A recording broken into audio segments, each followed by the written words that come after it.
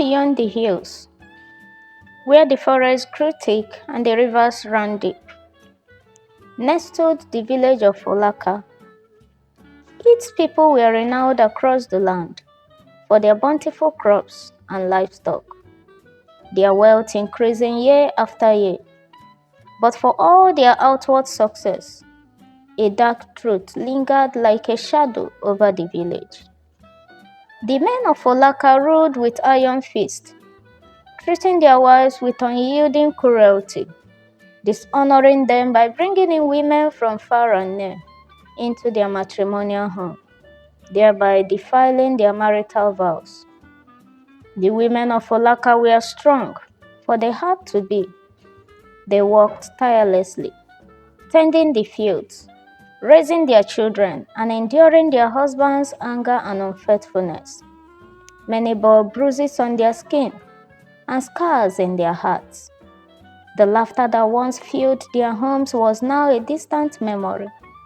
In the night, they would gather by the river bank, where the moonlight reflected on the water, and whisper their prayers to the gods, pleading for mercy, for justice, for any sign that they had not been forgotten.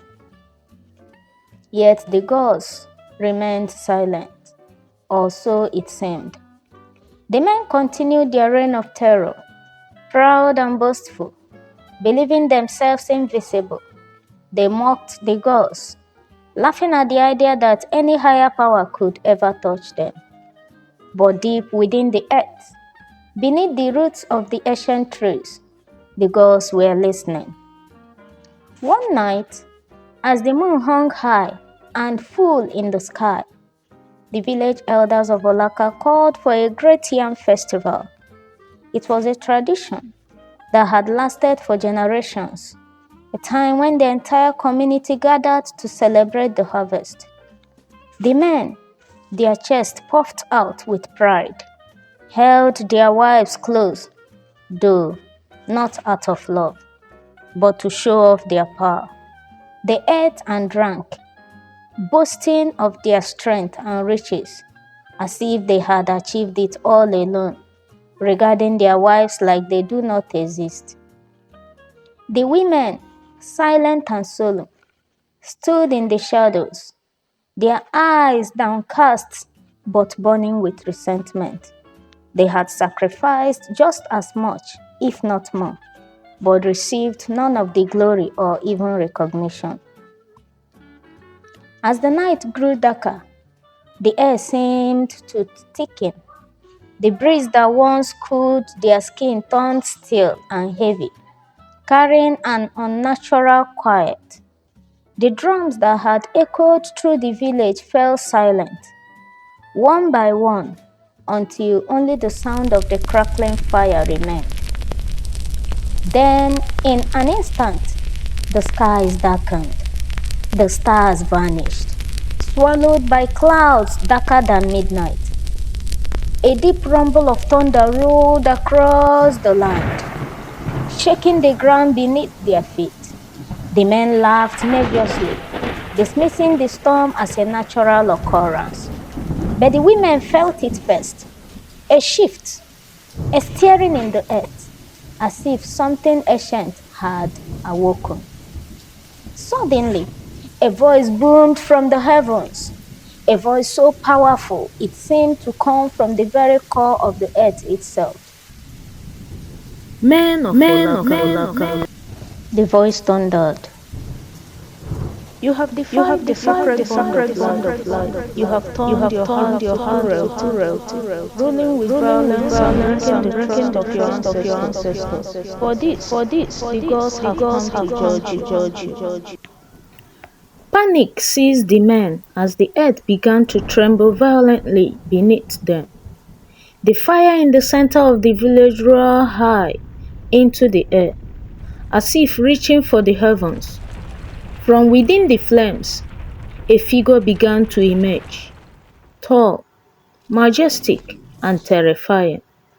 It was Allah, the Earth Mother, her eyes burning like molten lava, her hair flowing like the roots of the great trees. At her side, The storm gathered, swirling in a frenzy of wind and lightning, and from its heart emerged Amadioha, the god of thunder and justice. His eyes flashed with righteous fury, his body crackling with raw, untamed energy. The villagers fell to the ground, trembling in fear. The men, once so boastful and proud, were now like frightened children, cowering before the might of the gods.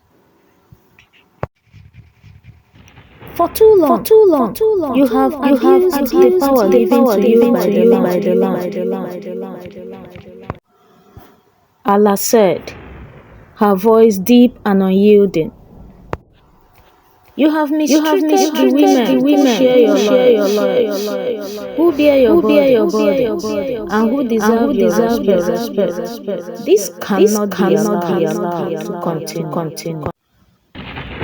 Amadioha raised his hand, and a great bolt of lightning struck the ground before them. The shock wave sent the men reeling, their screams echoing towards the night as they were lifted from the earth by an invisible force. They hung in the air, helpless, as the storm raged around them. You will feel every ounce of pain you have inflicted upon your wives, Amadioha declared, but your suffering will not end. With a flick of his wrist, the men's bodies began to wither, their hands twisting into an unnatural shapes, their once strong arms withering like the leaves of a dying tree, their eyes clouded over, turning milky white as blindness set in. No longer would they see the world they had once ruled. Their voices, once loud and commanding, turned to hoarse whispers, incapable of giving orders or backing cruel commands. Allah, the Earth Mother, stepped forward, her presence immense and overwhelming. But this is not your only punishment, she declared. The land itself will turn against you. The crops that you rely upon will rot in the ground. The rivers that nourish your field will dry up. The animals will flee, and Ulaka will become a barren wasteland. At her words, the earth trembled once more. The once fertile soil of Ulaka began to crumble to dust. The crops, tall and proud, just moments before, wilted before their eyes, turning black as decay swept through the fields. The rivers that snaked through the land dried up in an instant, leaving nothing but cracked earth behind. A great famine fell upon Ulaka like a curse. The women watched in stunned silence, their hearts torn between fear and relief. The gods had answered their prayers, but the price was high. They alone were untouched by the curse, for the gods have spared them from the destruction. But their husbands, their fathers, their sons, every man in the village was now blind, crippled, and helpless. As the storm raged above, Allah turned to the women. You who have suffered in silence, now hold the future of Ulaka in your hands. It is up to you to decide whether this land will be restored or left to perish.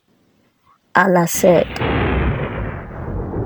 The women who had endured so much gathered together in the center of the village. They spoke in hushed tones, their voices filled with pain and determination. They knew the men had been punished, but they also knew that the village could not survive without unity. After a long silence, the women approached the gods. We seek not revenge but justice, they said. Let the men of Ulaka be restored only when they have proven their repentance, when they have learned to honor the sacred bond of marriage, and when they have shown true humility. Allah nodded, her fiancé's gaze softening. So be it, she said. With that, the girls withdrew, their forms dissolving into the storm as it slowly dissipated, leaving the village in a hushed, airy calm. The men lay broken on the ground, their pride shattered, their power stripped away. All the strange women they had once had affairs with now despised them without pity. They were nothing without their wives, who now held the reins of the village future.